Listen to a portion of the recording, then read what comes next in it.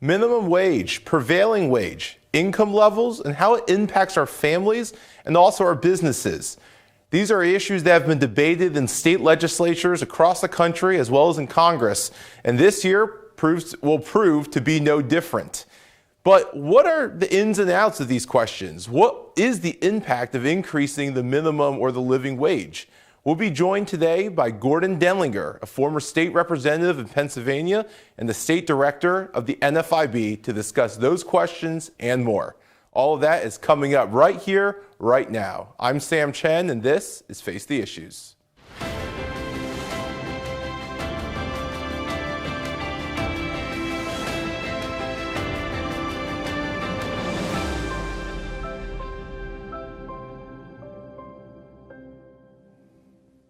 Good evening and welcome to Face the Issues. I'm Sam Chen. The minimum wage, and should we increase it? Questions of a living wage, income levels, and how it impacts both our families, individuals, but as well as our businesses.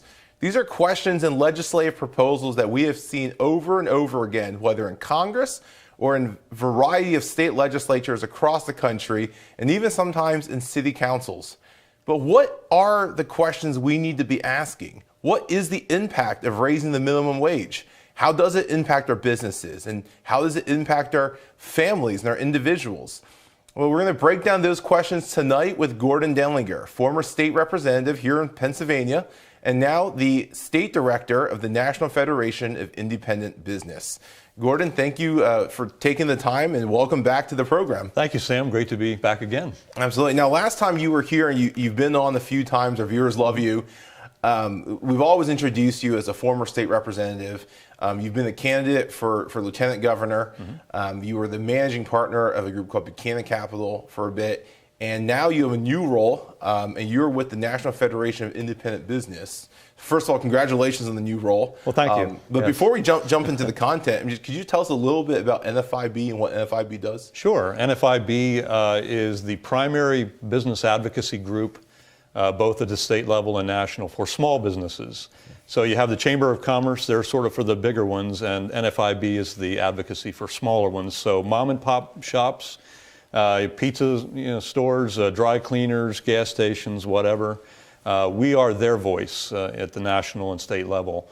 And here in Pennsylvania, we have 12,500 member businesses, so it's a pretty robust organization, and very prominent around Harrisburg in the capital, and certainly very involved in policy issues that impact profitability and sustainability in small businesses. So thrilled to be there, and a couple months into the role at this point. Well, congratulations. So, NFIB, so you represent smaller, medium-sized businesses, which we often hear candidates for president, governor, and so forth referred to as the backbone of our country and of our economy. They really are. Most of the employment growth is in the smaller sector, so that's true. That's a fact.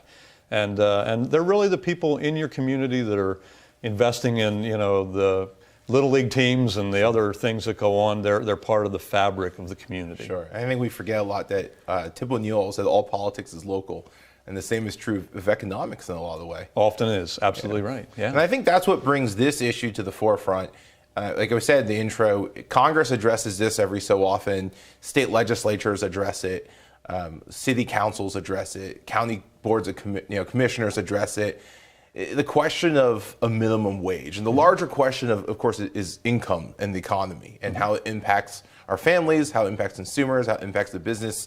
Let's start with working definitions. When we use the term minimum wage and living wage, what are we talking about? Sure. The wage setting is based on the Fair Labor Standards Act. It began as a federal initiative. And that was to, I guess you'd say, elevate to basic sustainability wage levels. It was the government reaching into the labor market and trying to control it to some degree. Mixed results, we would say, but it's been commonly held. Both Republicans and Democrats have worked with it. But it is, I guess you'd say, an intrusion into the labor market by government. Mm-hmm. That's fair. And what would the difference be between a minimum wage and a living wage? Mm-hmm. Well, that's certainly a very local, you mentioned local politics, a very local construct. So what works in the South Central PA, for instance, and what works in New York City are going to be vastly different things. Makes it very tough for policymakers to come in on what that right answer is. That said, we're currently at a $7.25 per hour federal minimum. Okay. But this is a very relevant topic. On January 1st here of 2019, 43 government entities made adjustments. So 20 states and 23 municipalities bumped the minimum wage. And here in Pennsylvania, we're looking at it. It will be prominent in the governor's budget address. So Governor Wolf, newly reelected, newly sworn in, will be promoting this heavily. That in a government that's, in the General Assembly still Republican in both the House and the Senate. So, what are the odds for passage there? Well, you and I will discuss that. But it's a very hot, relevant topic nationally and here in PA. And the governor proposed this in his first term, correct, in Pennsylvania. If I remember correctly, we currently follow the national minimum wage of $7.25, I believe. We do. And he proposed it moving it to $12 per hour, correct, in his first term. That is correct. Every one of his budget addresses, the first four, included comments about the minimum wage. And yes, the last adjustment, which impacted PA, would have been in 2009. Sure. That's when the federal moved to its current $7.25 level. Along those lines, who sets the minimum wage? We talked about federal at $7.25, but there are states who have a higher minimum wage. Washington, D.C. being the high, well, not state, but being the highest at, I think, $13.25. Who ultimately decides what that wage is going to be? Yeah, at each level of government, you have that body. So, within the states, that's going to be your state government. But a lot of municipalities have gotten in the game, particularly out in the western, the Pacific coast. California has in place movements that are stepped to take things up. And some of the, I believe Seattle went to 15 back a little bit ago. So there's municipalities that are jumping in on it too, absolutely. So the federal government sets one, and that becomes the bare minimum standard.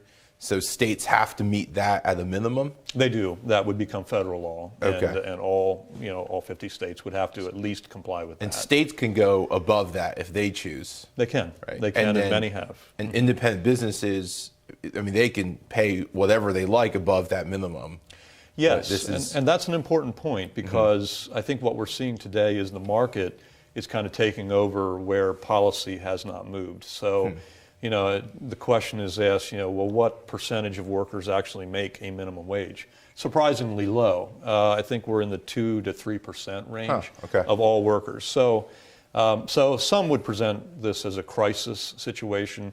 When you have that few of a percentage, you're really not in a broad spread crisis mode because of the amazingly low unemployment that we have, in the 3 to 4 range percent unemployment. The competition for workers is just intense. So, folks have to offer more. And today you can go into, pretty low skilled types of employment situations and go way beyond the $7.25. Folks are paying, 12, 13 at entry level just to get folks who hopefully have good work ethic, will show up and do the job. So we're talking about minimum wage. We are really talking about the bare minimum standard that the government sets. Businesses can do whatever they like above and beyond that, but this is the bare minimum requirement. The marketplace takes over, and that's about supply and demand. Can they find people? And when you can't find people, you got to bump it up, a few more bucks. Sure. Look, there have been changes to the minimum wage over the years. You mentioned 2009 being the last time the federal government moved on it. And they raised it from $6.55 or 6 and something to $7.25 where it is now. These are small incremental jumps. Right now there are proposals on the table to move that to 10 or 15 or 20 and so forth, depending on where you are. But when Congress looks at these small incremental jumps, what's driving that? Is it inflation? Is it just cost of living? Or what drives those changes? There's a feeling, on, I guess, both sides that if you do the incremental, the impacts on employment might be mitigated a little bit rather than just jumping from $7.25 to some big high number. So they do try to mitigate the impact. That's not as successful as they might hope because, every increment up costs people who are in that working cohort jobs, hours of, how many hours they're assigned. So, the business owner has to make the equation work. And so every increment up makes it tougher and tougher. And the marketplace, in terms of the setting of pricing of product, the marketplace drives that. Cost does not. So if you increase the cost on businesses, right. They try to pass it on. They cannot completely. It hits profitability. Some go out of business, but most of them just cut hours back or cut people back. That becomes the result. Can you get into a little more detail when you said the marketplace decides the prices, right? Mm-hmm. The cost, but cost Sure. is not. Well, let's go with a hamburger stand Sure. as an idea. So, you'd say, well, the government has now mandated that the 5 people working in the hamburger shop now get a higher rate of pay. Can the owner just go up on the price board, when you walk in and you place that order, and just, bump everything up and cover the cost of the added work that way? Truthfully, no, because it's a competitive universe. You have 4 or 5 or 6 different options for the hamburger that you want to buy. So you're looking, as a consumer for the deal. How can we keep that under control? So really and truly, the marketplace cost of products is not set by the cost that the business owner pays in labor. It's the free market at work. Sure, got it. Okay. Well, thank you for that intro, and don't go away. We'll come back and discuss this a little bit more detail. So don't go away. We'll be right back after these messages. Welcome back to Face the Issues. Gordon, thank you again for being here. And we're talking about minimum wage and income in general, its impact on the market, on the economy, on families, on businesses, and so forth. Now, you were a state representative for 12 years. And you sat on just about every committee in Harrisburg that dealt with finances. You were on House Appropriations with the Economic Development Subcommittee. You were on Finance. You were in Ag and Tourism. You were in the Jobs Creation Task Force. You've been there. You've seen the way the government works through these questions.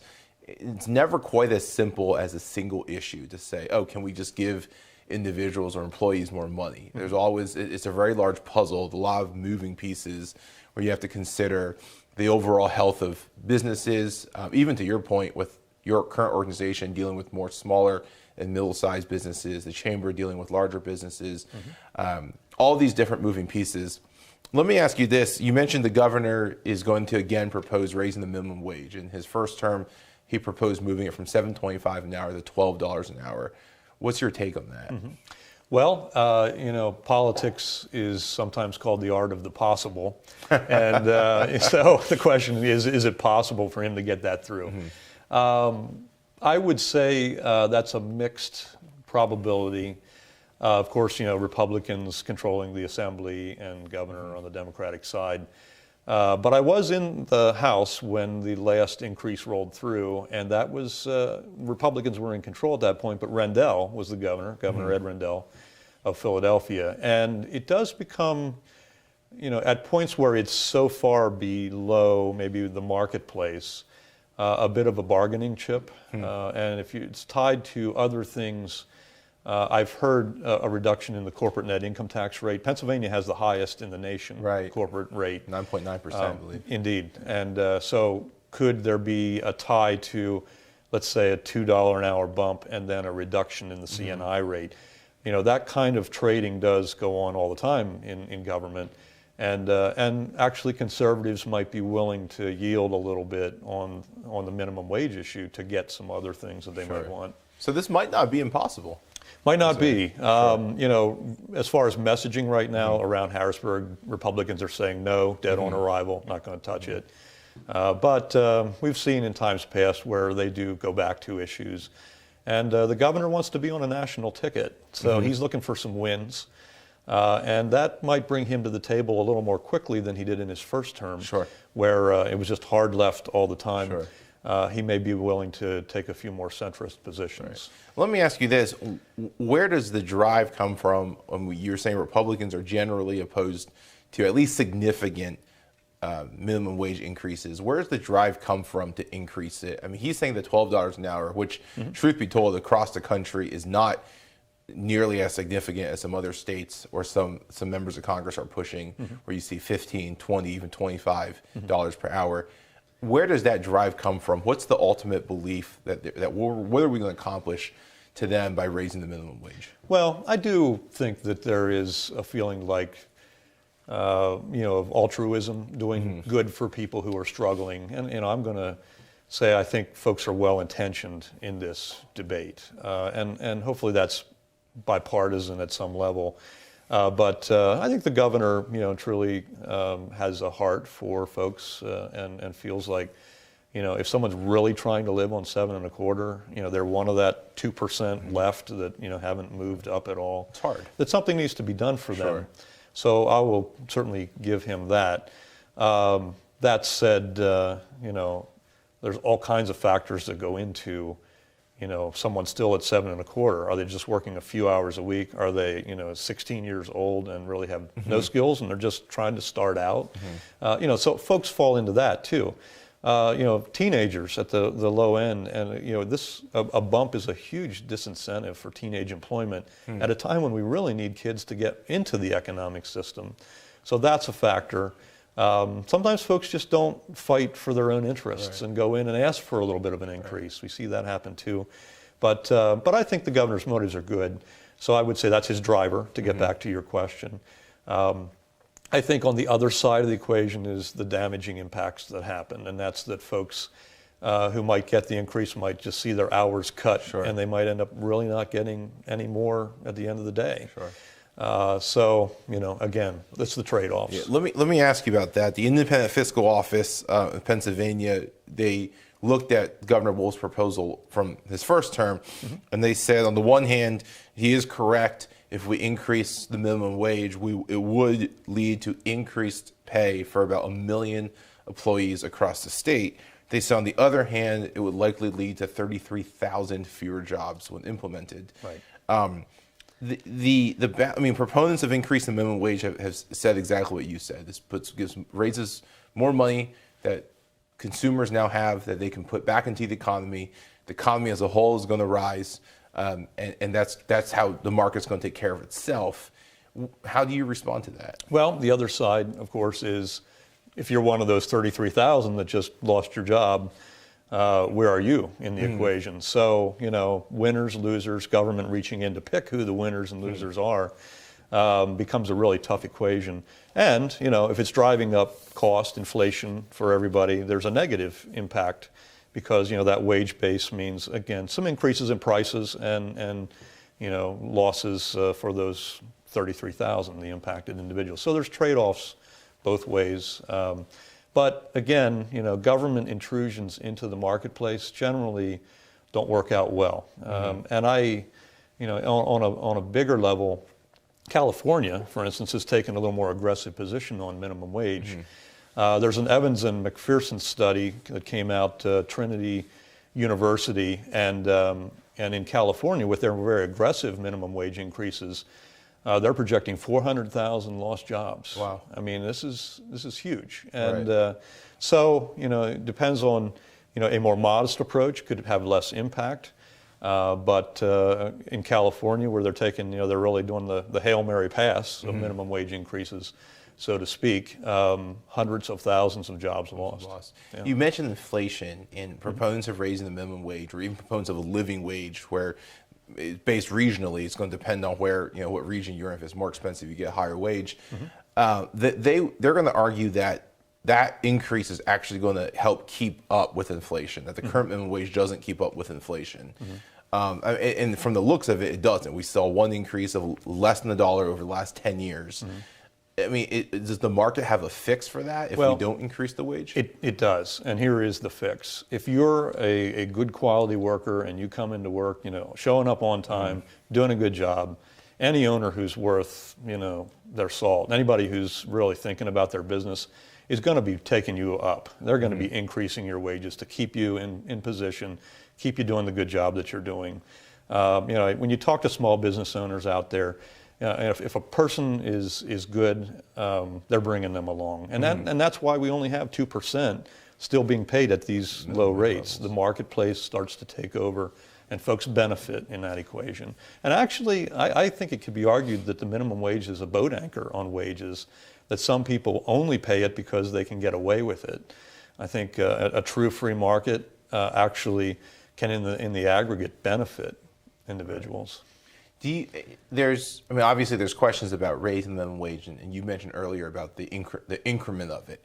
A more modest increase in the minimum wage is going to be very different than some of the proposals that we're seeing in this new Congress that are going to take it up to the 20 or more mark. Is there there are, on the other hand, there are arguments, they're not very common, but you occasionally hear arguments about eliminating the minimum wage. What's your take on this? Just the whole picture, from eliminating it to putting it at $25 an hour or a living wage instead. What do you see as most beneficial when you consider the family, the individual, the consumer, as well as the taxpayer and the business? Well, I guess personal philosophy-wise is kind of maybe the question you're asking me. I'm really a hands-off, free economy kind of guy.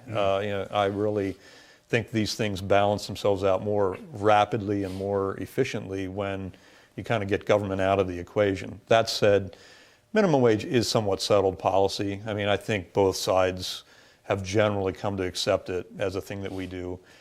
So modest is in the eye of the beholder, but that's probably where we're headed here. That said, I do enjoy, I guess you'd say, reading about the philosophy of what would happen, as we had in earlier times, where you just get the government out of it and let the marketplace take over. Well, then the individual rises or falls based on their own merits. It's truly a merit-based system, and those who are dedicated, hardworking, they have, I think, amazing opportunities to succeed. And then those that are kind of not there, they're going to slide the other way. So that's there. We do know unions typically support minimum wage increases because their wage scales, which are much higher, typically travel along with minimum. So it's kind of like that prime interest rate factor where a lot of other things are tied to it. But we do see union support. That's going to be a part of this equation. It will remain to be seen if the Republicans in Harrisburg can get their mind around this and actually will do anything with it. Sure. Don't go away. We'll be right back. Welcome back to Face the Issues. Gordon, thank you again for your time. Riveting conversation on what I think is an incredibly important topic. Let me ask you this. You were saying when we left off the last segment about those who work hard and really commit themselves to success. Ultimately, minimum wage does not become an issue for them.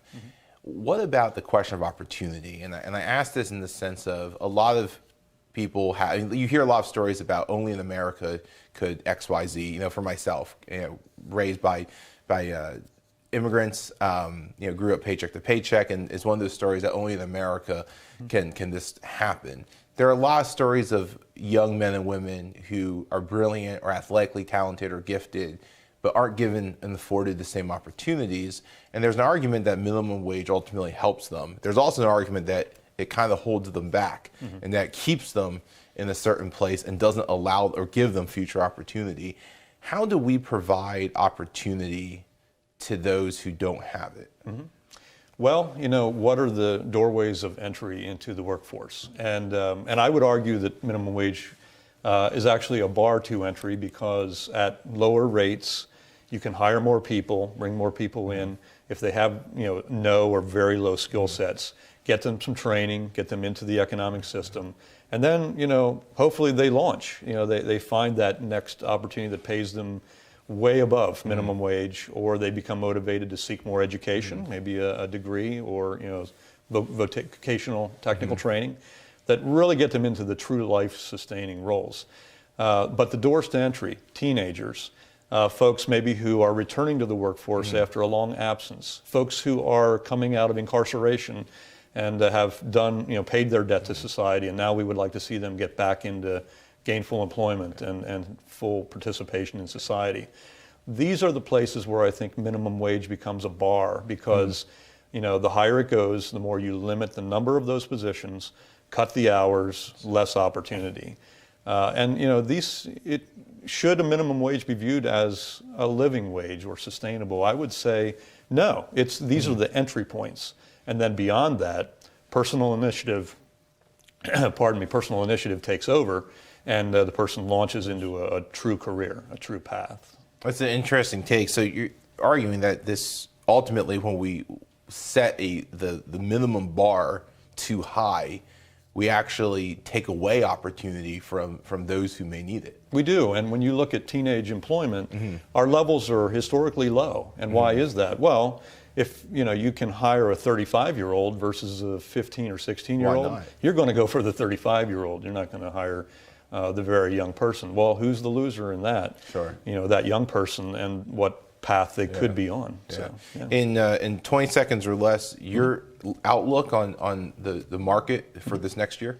I'm an optimist guardedly. Okay. But I hope for the best. A lot of turmoil going on right now. Yeah. But you think at the end of the day, it'll work I itself do. out? Things are settling down. I think there's still room for growth in the economy. Great. Well, Gordon, thank you again for being here. Good to be here, Sam. Thank you. Thank you. That is all the time we have. Thank you so much for tuning in, and join us again next week as we unpack another issue. You can continue this conversation online. Just remember to use the hashtag #FaceTheIssues. My name is Sam Chen. On behalf of all of us here at Face the Issues, thank you and good night.